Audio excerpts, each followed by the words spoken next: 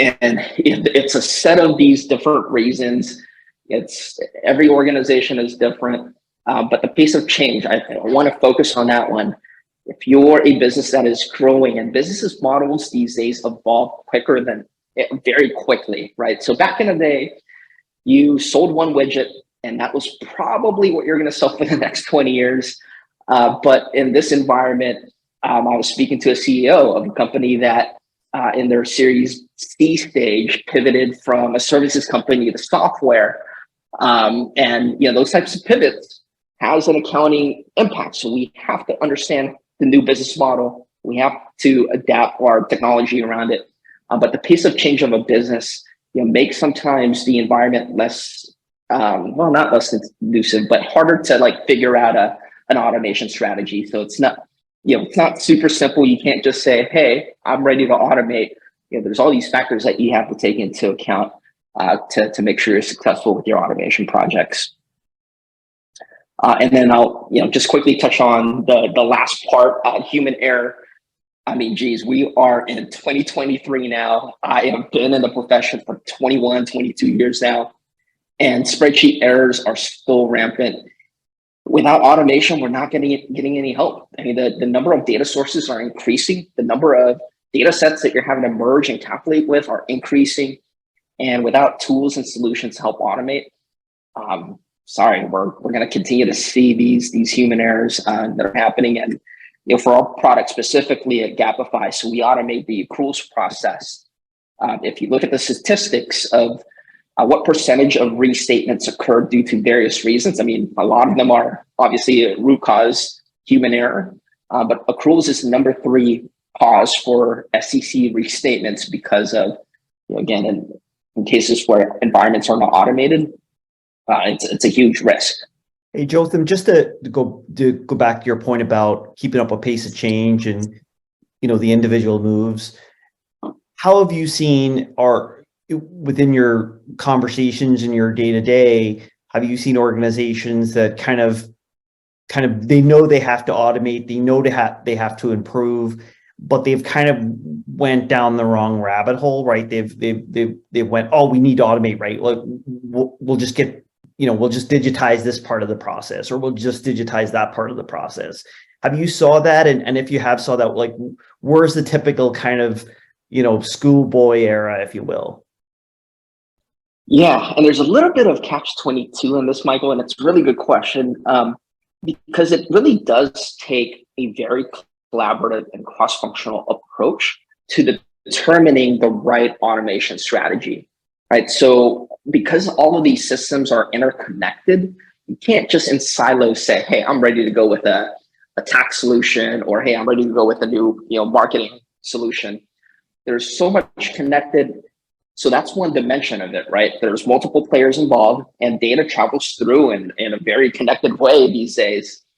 That's one dimension. The other dimension I mentioned earlier is the pace that businesses are changing, right? So you may know how the end-to-end looks like and how your ecosystem should look like today, but have you factored in, that change in business line 6 quarters out? And in order for you to really tie it together, it takes leaders to get together, leaders from G&A, finance, FP&A, accounting. It takes leaders from the business. If it's order to cash, marketing and sales probably should have some level of interaction with the finance systems team. Otherwise, what's going to happen, and I'm sure, Michael, you've seen this in your customer base, you're going to solve for one problem that does not scale properly to the next level of growth. And I know there's a slide on that later. But you really have to get everyone together to discuss this regularly. And I say catch-22 earlier because in an environment where you don't have enough time because you're doing so much manual work because everything is so manual, it's hard to make time, right? So, I mean, I think the advice I would give to the audience related to that is you just have to bite the bullet, tackle automation solutions, and then, set this culture where you're having cross-functional standard updates just to make sure you have a good plan in place, because the real risk is you make an investment, you take the time in investing in tools that are maybe not as relevant a few months now, or a few quarters down, I should say. Great, thanks, Jotham. Yeah.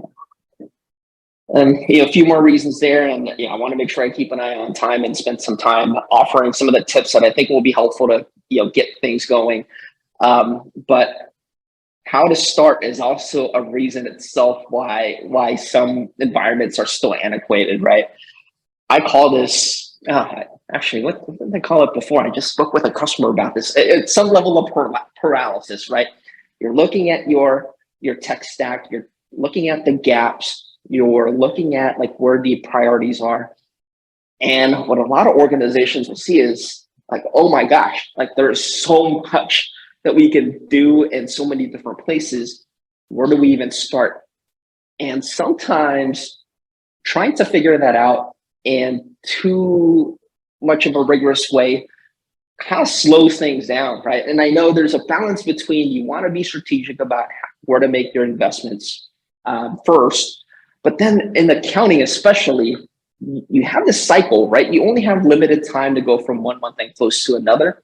So in other words, if you're spending too much time overthinking, overanalyzing, you get paralysis, right? Because you don't know what to do next and you're not taking action. So, keep in mind that where to start has been an issue. I have seen that with customers. I have spoken with fellow controllers, and because the concern is that we don't know where to start, that has impeded organizations' ability to do something and start something. So I wanted to highlight that first box because it really resonated with me. And of course, the other points here are very relevant as well. Yes, we are dealing with challenging macro environment, higher focus on profitability. Although I would say automation improves profitability if you do proper analysis and you have good visibility on payback. IT resources, obviously for finance and accounting teams who need that level of support, it's not easy. I'm going to tell you to find talented professionals that can partner with finance and accounting teams to go through vendor selection or an implementation process. So all of these are great reasons why we are at the state where we have such big problems. And I promise after a few more slides, I definitely want to cover some hopefully low-hanging fruit on how you can move forward and really attack the issue at hand.